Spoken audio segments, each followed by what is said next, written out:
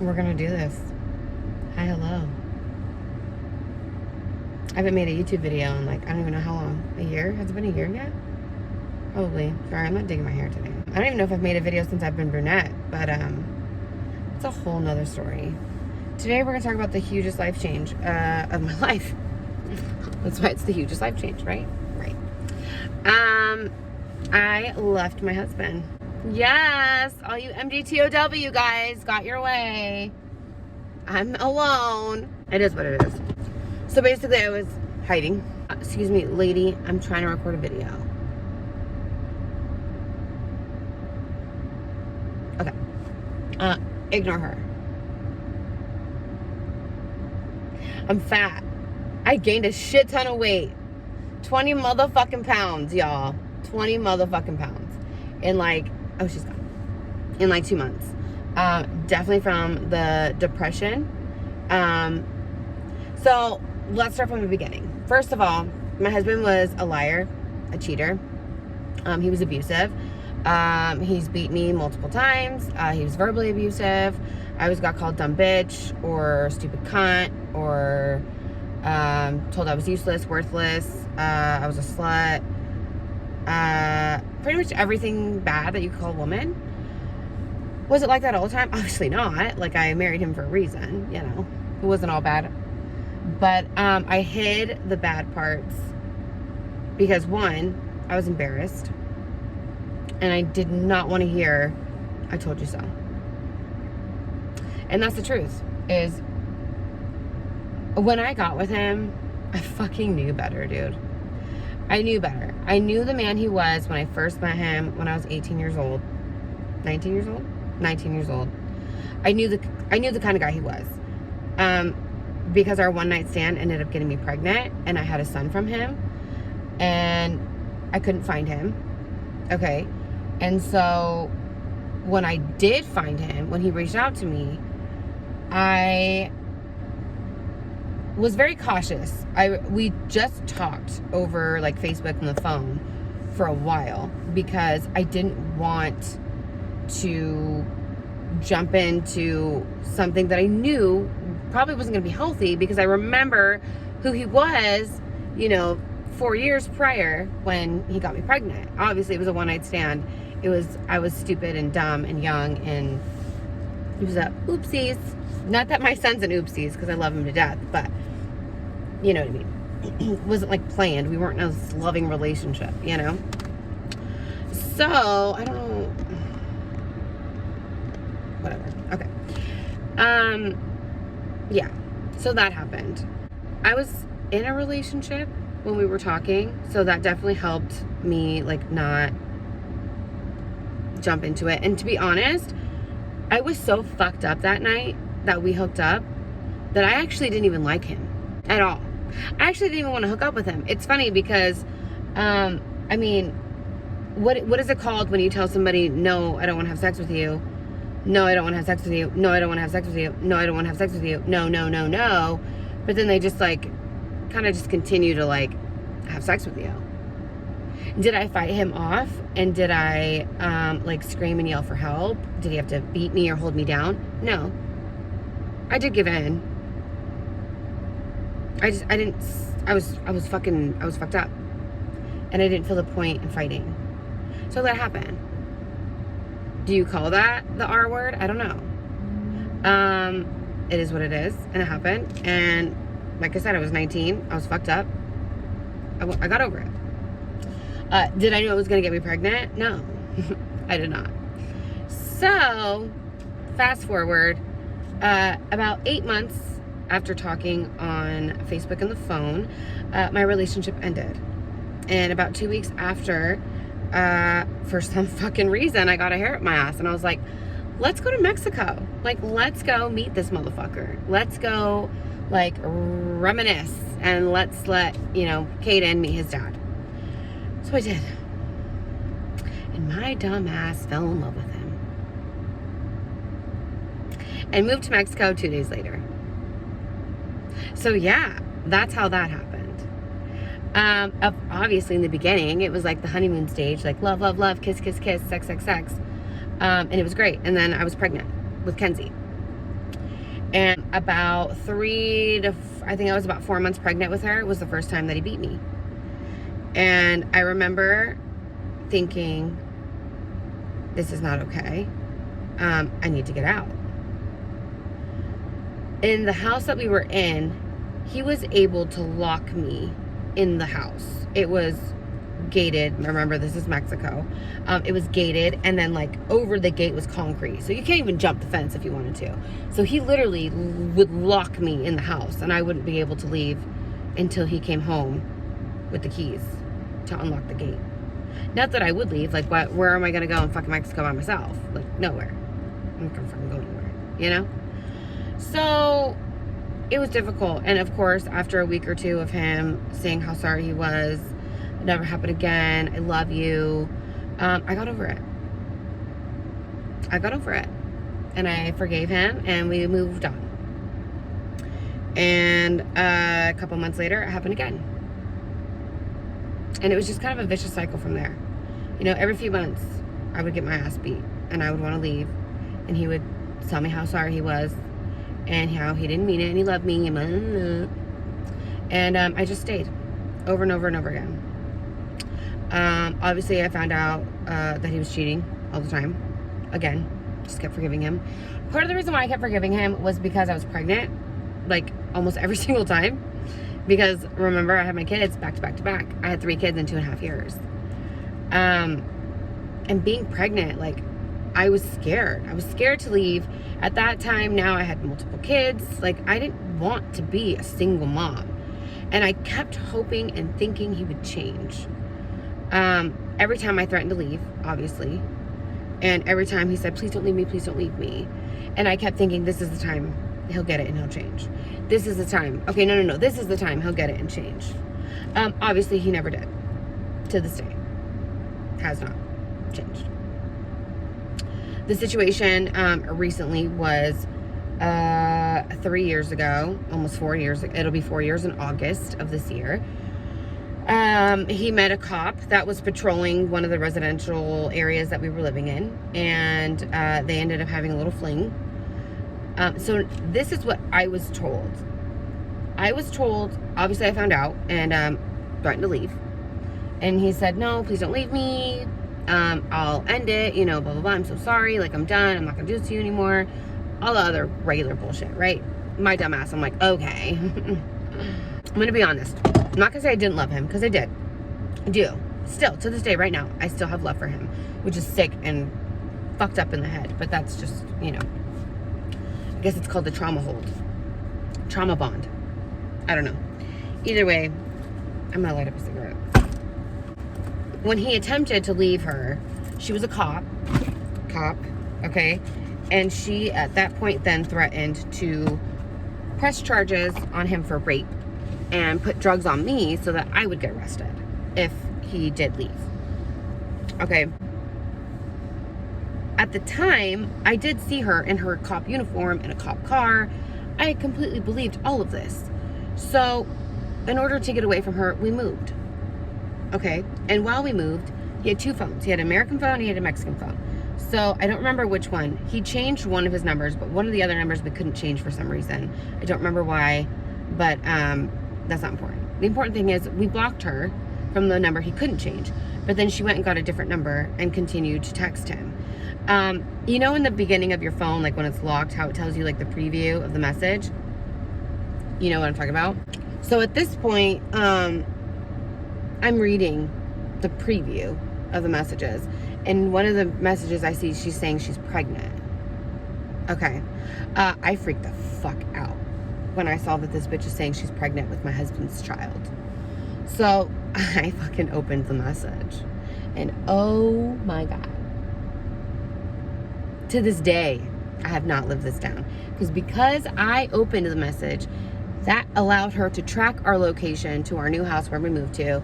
And then at that point, she was able to find us and able to locate him, which then made him have to, again, basically succumb, is that the right word? Succumb to her blackmail so that she wouldn't put him in jail, wouldn't put me in jail, and we could keep the peace.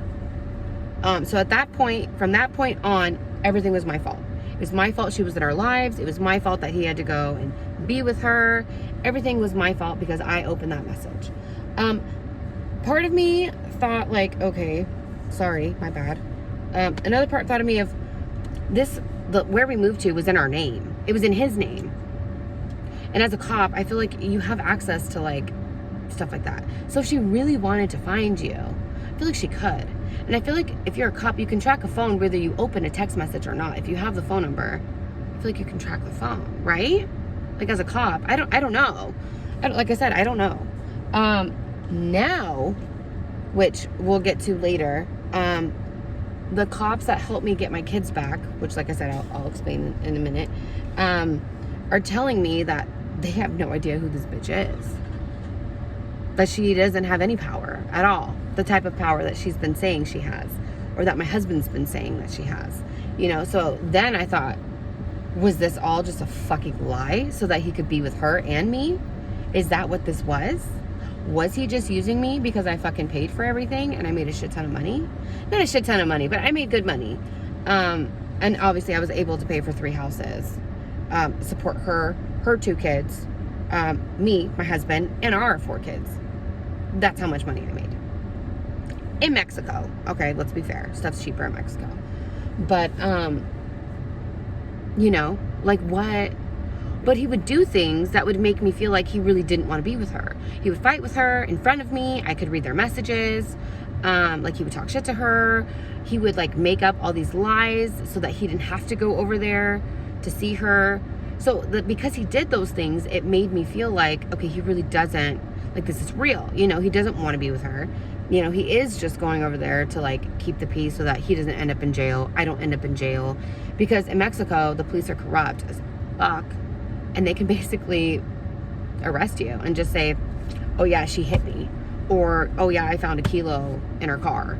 You know, they don't care. It's a cop. They can do whatever they want. Honestly, they can. And if you don't agree, then you've never lived in Mexico. Or you've never lived where I lived in Mexico. Moving on, I tolerated her. I dealt with her. She did end up pregnant. The baby died in utero. She was like 34 weeks. She had to deliver the baby. But the baby was already dead in her body. And then about 6-7 months later, she got pregnant again. And then she had cut me. And that baby lived.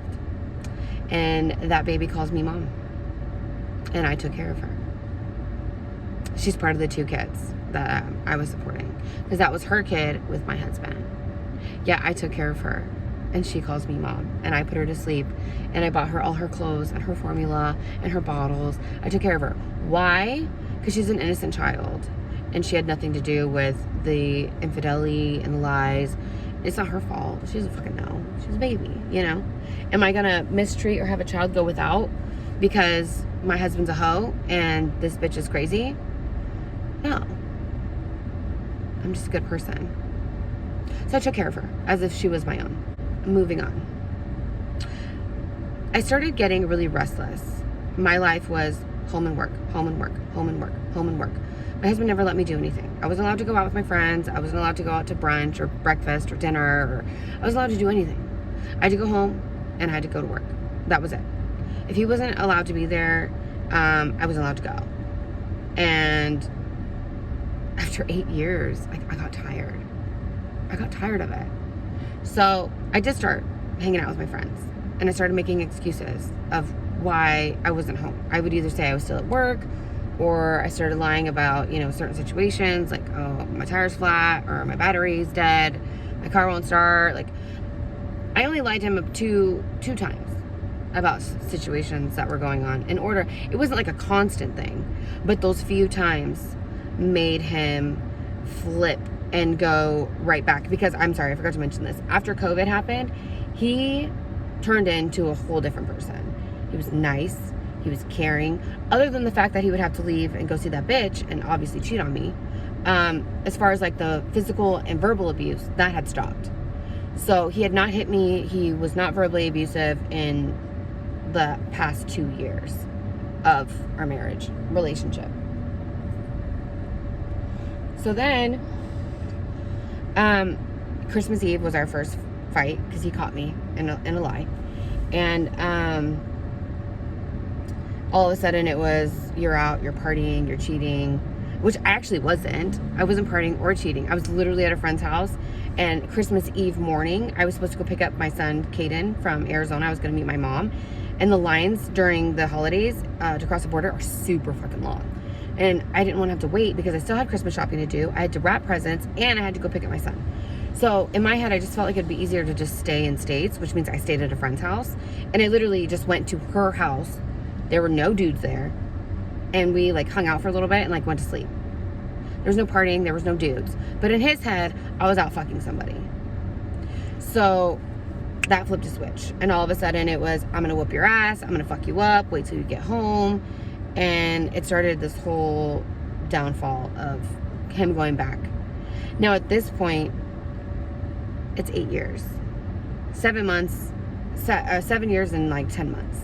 And I was done with this bullshit. Like I had finally had enough. So one night, it was a Friday night. I was bartending, and it was really slow, and I was like the mid shift, so I didn't actually have a drawer that was like assigned to me. So I had $13 in credit card tips, and then I had some cash in the bucket. But the nighttime bartender that was going to close, I told her, I said, you know, these are my credit card tips, just keep everything, like keep the cash, and then like just tip me out at the end of the night, because I did work part of her shift, you know. So the next day, I get my tips from the night before, and it was just the $13. And I was like, what the fuck? Like, where's my portion of like what I did contribute to, you know? So my husband asked me, hey, what was your tip out from last night? Because obviously he cares about money. And I told him, I said, they're trying to only give me $13. He freaked the fuck out. All of a sudden it was, oh, okay, so you weren't even at work. You didn't even go to work then. You didn't even go to work. You weren't even there. You were out partying. I'm sure you were out getting dick. You were doing this, you were doing that. And I was like, what the fuck, dude? Like, no, I've never cheated on you. In the 8 years that I've been with you, I have never, ever cheated on you. Ever. Like, I will take a polygraph test to prove that to you. Like, I don't know how else to make you think or make you realize I love you, dude. Unfortunately, like, have I not proved by being by your side through 2 time spreads in jail, like crossing the border, moving to Mexico, like having 4 kids from you, like forgiving you for all the abuse and cheating and lying, like I've still been by your side. How can you fucking accuse me of these things? You know what I mean? And I feel like it was his own security because he knew he was cheating, and in his head he felt like, okay, well, I'm cheating, so she probably wants to cheat too to get back at me or whatever, you know? I don't even know what his issue was. Obviously he was insecure, which I don't know why, because he's sexy as fuck. Like, trust me, a lot of women want him. I don't like my double chin. Like I said, I've gained a shit ton of weight. Anyways, so it went right back to, I'm gonna fuck your ass up, wait till you get home, I'm gonna slit your throat, I'm gonna fucking kill you, I'll disappear your ass, they won't ever find you. And at that point, I was like, I know what you're capable of, and I'm scared to go home. That's where it was. I was scared to go home. So my friend Cassie told me that I could stay with her, and I decided to come up with this whole spiel of I lost it because of the arguing with him, the arguing with my boss over the tips, and I just said, I'm done with my life. This is a lie, okay, this didn't really happen, but I was like, I just want to kill myself, I'm done.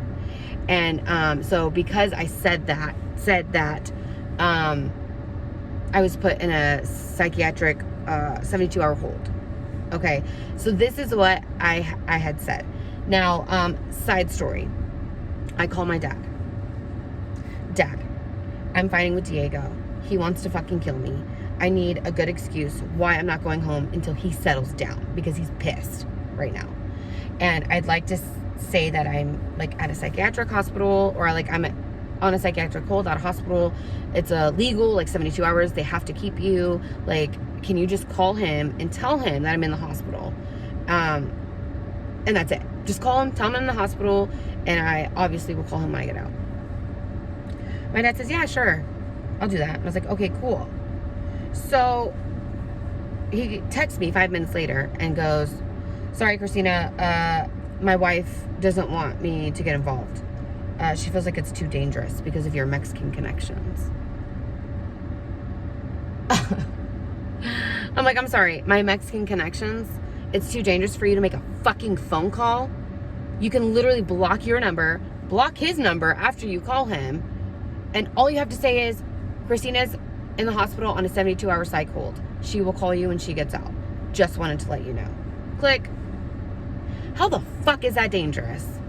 Me and my dad are not talking. I told him if he wants to pick his bitch-ass wife, who I fucking hate, fuck that bitch. I hope she sees this. Fuck you, Michael. You're a piece of shit. Yes, her name is Michael. Anyways, this isn't the first time my dad has chosen her over his kids. And so that's why I'm just like done. So that's my side story with my dad. Fuck my dad. Honestly. But moving on, I called my mom, and my mom was like, yeah, babe, I got you. And of course she did. And she called him, and she told him, and then she said, it doesn't sound like he believes me, but I did call and tell him, and then I blocked his number. I said, okay, cool. Sorry, my bra's like all weird.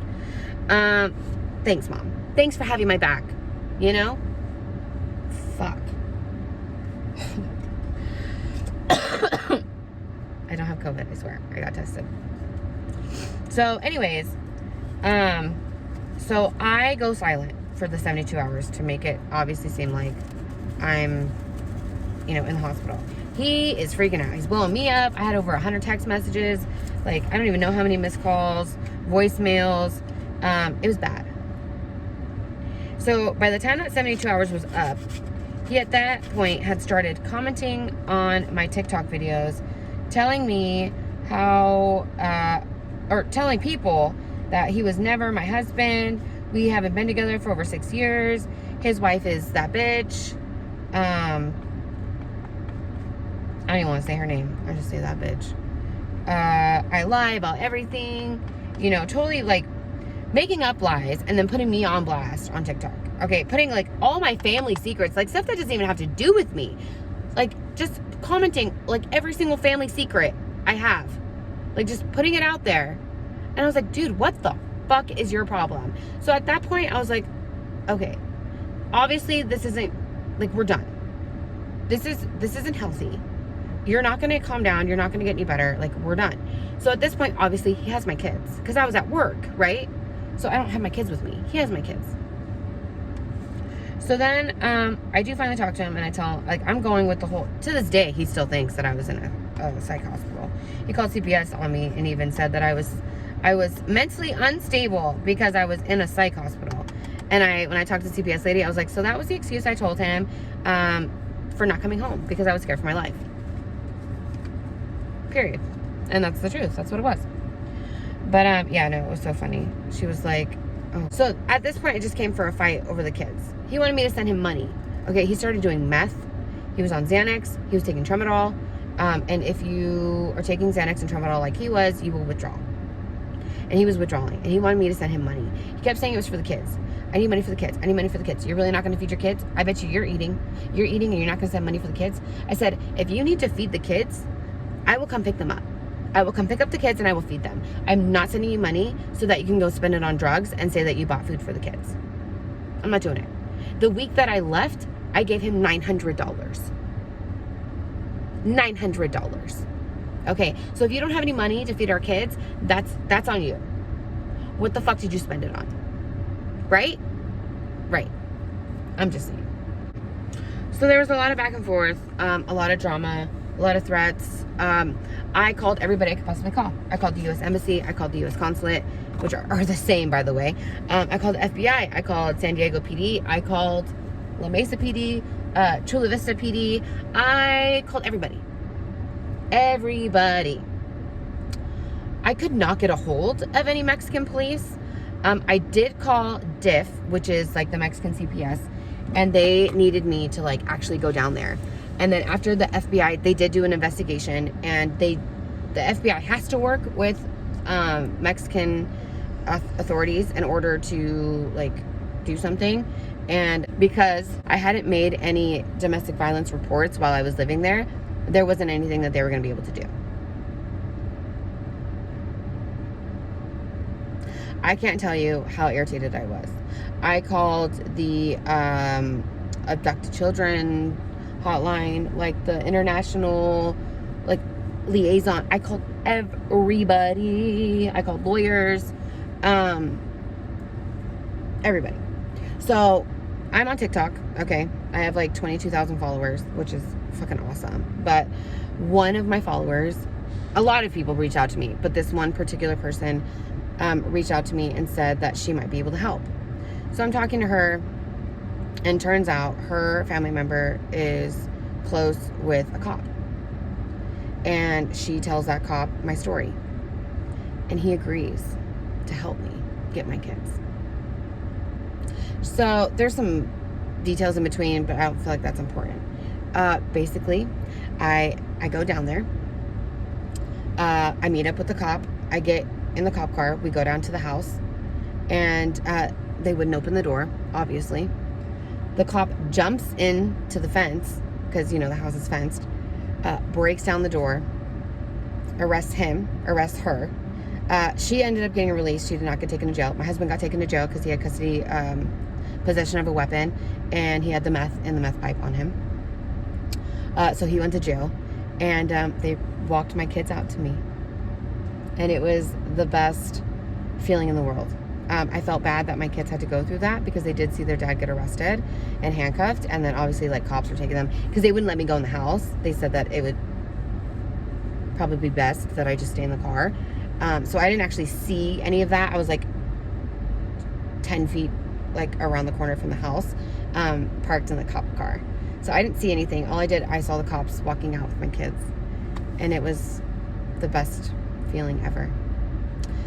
So they let him out 6 hours that night. I crossed the border with the kids, and he called. I talked to him for a few minutes. He talked to the kids for a few minutes. Basically told them that he was going to be gone for a while, and he hopes that they look for him when they're older. And I haven't heard from him since. So now, I was going to try and make it work with San Diego. Wasn't going to work. I didn't have enough support. So I moved up north. I'm in Sacramento now. I have a shit ton of family helping me. I just started a new job yesterday. The kids are in school, loving it, and we're doing great.